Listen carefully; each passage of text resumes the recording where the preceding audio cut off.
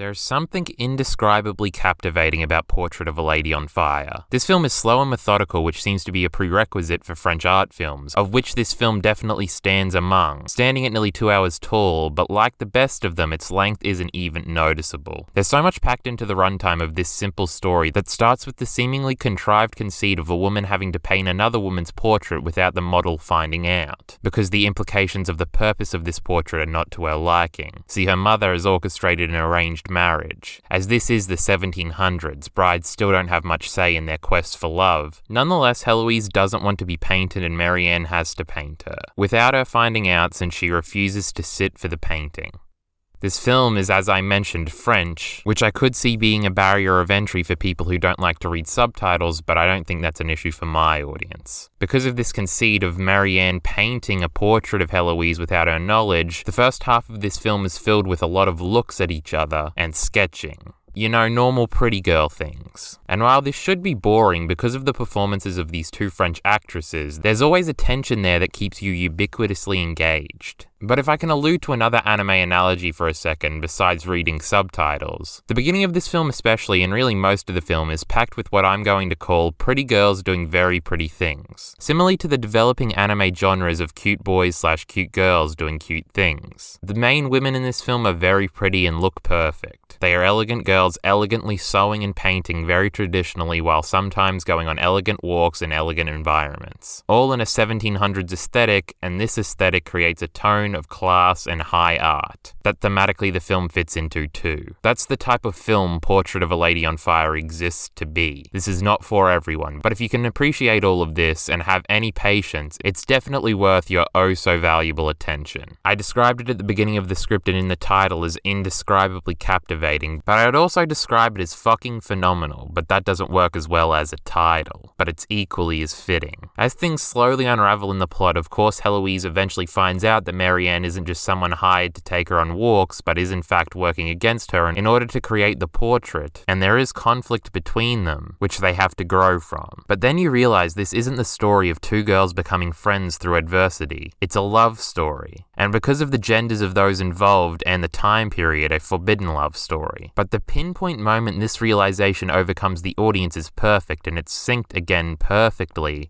with the moment that these characters realize it as well. It happens in the titular moment of the film, when Heloise's dress catches on fire, but neither of them notice as they are staring at each other lovingly, surrounded by a haunting yet uplifting sorority of women chanting in one of the film's few uses of music. Now this seems impressive slightly, right? Not noticing the fire, the forbidden lesbian love, the portraits and arts and the such. But it seems basic, right? So why am I making a Patreon video about this film, and why is it now part of my top 5 films of all time? It all has to do with sensuality. This is the most authentic feeling sensual love story I've ever witnessed between two fictional characters. My final warning before seeking this film out for yourself is do not watch this film if you are lonely. It will break you. You'll lust for the rarity of what these characters have, because again the sensuality here is palpable. The chemistry between the performers is off the chart. The way they touch each other and how they do it is remarkably tantalizing. Every kiss they share perfectly has saliva strings connecting them. It's insane how well it's portrayed and realized as a love storyline, that if you hadn't seen the marketing for, you may not have even been expecting.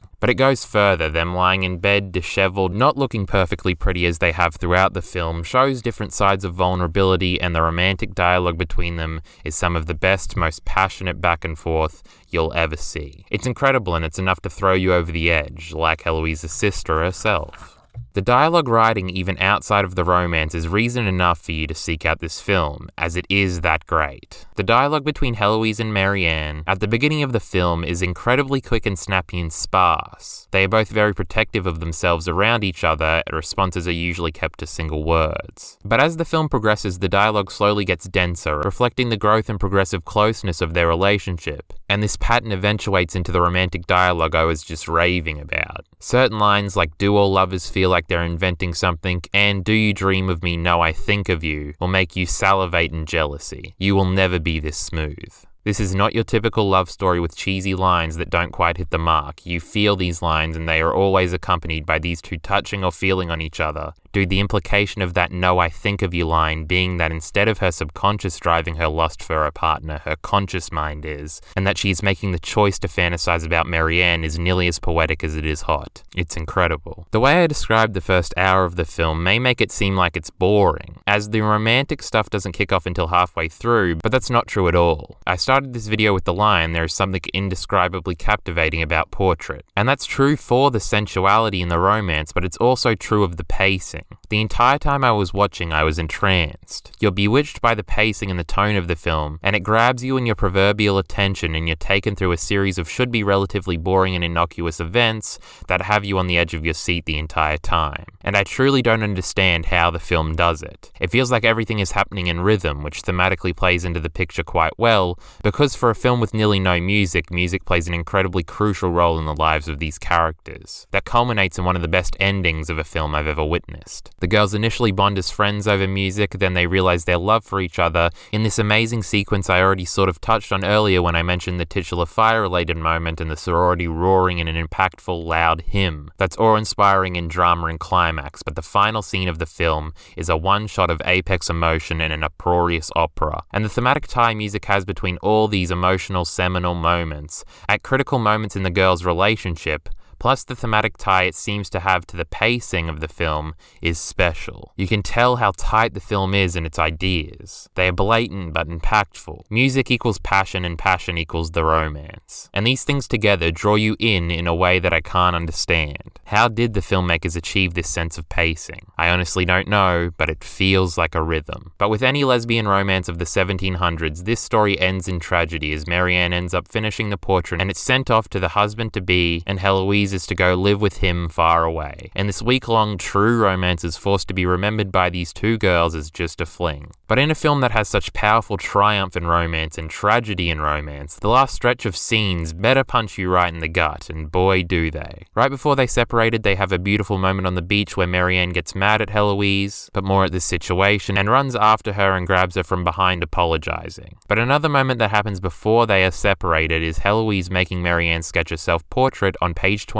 of a book she's been reading all film, more of that high art stuff, which Marianne does naked, as in she sketches it naked and it's also a naked portrait. But this is impactful after they split up. And presumably after a few years have passed, Marianne tracks down a more recent portrait of Heloise, and in that portrait Heloise is holding the very book with page 28 exposed at the bottom, and the audience and Marianne seeing this in the second last scene of the film is a moment of absolute adulation, that after all these years she hasn't forgotten. But the film ends far more interestingly. That would have been a happy ending of bittersweet recognition, but the final scene is almost indescribable. They are both in the same venue, as I mentioned earlier, in an opera house, and the final shot of the film is the audience seeing through Marianne's eyes as they stare at Heloise from across the opera house. This is a 3-minute long one-shot slow zoom on Heloise, and the actress puts on the performance of a lifetime, slowly getting more and more emotional as the performance progresses, but not once looking in the direction of Marianne, who this performance is likely reminding her of, who's sitting across from her. Heloise goes from being entirely enthralled in the performance to smiling in remembrance to breaking down in tears, assumingly reflecting on the love story we've been watching unfold the entire film.